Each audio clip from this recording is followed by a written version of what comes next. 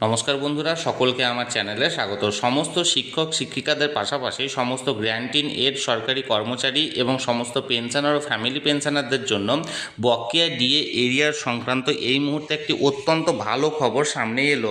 তারা সকলেই খুব শীঘ্রই বকেয়া ডিএ এরিয়ার পেতে চলেছেন। কী সেই খবরে কী কী বলা হয়েছে সকল কিছু আজকের ভিডিওতে বিস্তারিতভাবে আলোচনা করব। ভিডিওটি বকেয়া ডিএ এরিয়া সংক্রান্ত অত্যন্ত গুরুত্বপূর্ণ, তাই প্রথম থেকে শেষ পর্যন্ত অবশ্যই ধৈর্য সহকারে দেখবেন এবং ভালো লেগে থাকলে অবশ্যই একটি লাইক করবেন এবং সকলের সঙ্গে শেয়ার করবেন। আর সেই সাথে চ্যানেলে প্রথমবার হলে অবশ্যই চ্যানেলটিকে সাবস্ক্রাইব করে নিতে ভুলবেন না। তাহলে চলুন আমরা বিস্তারিত জেনে নিই। দেখুন, এটি একটি নামী সংবাদপত্রের প্রতিবেদনের অংশ। এখানে হেডলাইন্স দেওয়া হয়েছে, শিক্ষক শিক্ষিকাদেরও বকেয়া ডিএ শীঘ্রই, মমতা। দেখুন কি বলা হয়েছে, ইতিমধ্যে সরকারি কর্মচারীদের 2016 থেকে 2019 পর্যন্ত বকেয়া মহার্ঘ ভাতা বা ডিএ প্রদান সুনিশ্চিত করেছেন বলে এদিন হাড়োয়ার সভা থেকে জানালেন তৃণমূল সুপ্রিমো তথা মুখ্যমন্ত্রী মমতা বন্দ্যোপাধ্যায়। এবার মূল প্রতিবেদনে কি বলা হয়েছে চলুন আমরা দেখে নিই। দেখুন, মূল প্রতিবেদনে বলা হয়েছে, ইতিমধ্যে সরকারি কর্মচারীদের 2016 থেকে 2019 পর্যন্ত বকেয়া মহার্ঘ ভাতা বা ডিএ প্রদান সুনিশ্চিত করেছেন বলে এদিন হাড়োয়ার সভা থেকে জানালেন তৃণমূল সুপ্রিমো তথা মুখ্যমন্ত্রী মমতা বন্দ্যোপাধ্যায়। ওই সঙ্গে শিক্ষক শিক্ষিকারাও শীঘ্রই এই সময়কালের বকেয়া ডিএ মিটিয়ে পাবেন বলে জানান তিনি।